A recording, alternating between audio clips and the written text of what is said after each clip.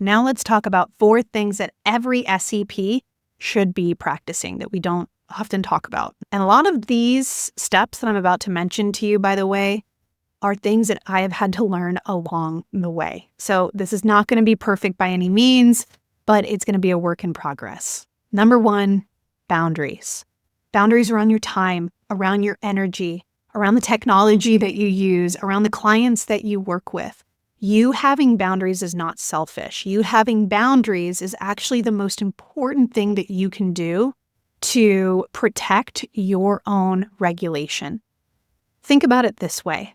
When you are working with someone who's really dysregulated, yet you have a regulated nervous system, in a session, you can think about this as their nervous system is riding the waves of activation, the high highs, the low lows, right? They're processing things in real time with you. But they're using you as a guide.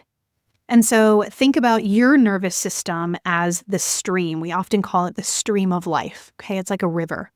And the deeper and wider and the greater capacity that you have in your own nervous system to be with activation means that that river, that stream of life, is much wider. It's not a narrow river, it's wide.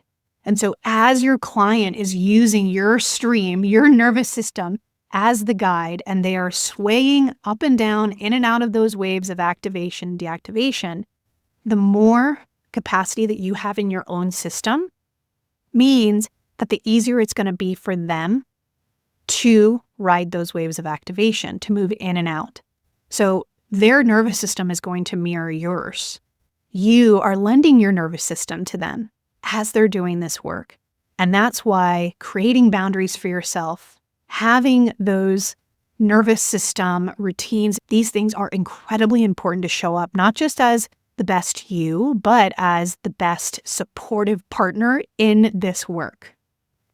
That takes me into number 2, capacity. You have to know what your limits are and you have to honor them.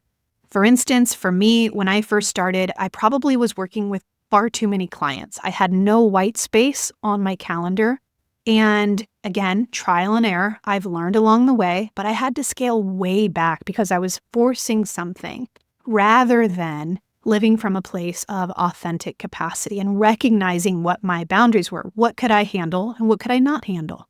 So know what your capacity is, know what your limits are, and honor that. Number 3 of the 4 things that every SCP should be practicing is daily nervous system care. You have to keep up with your routines.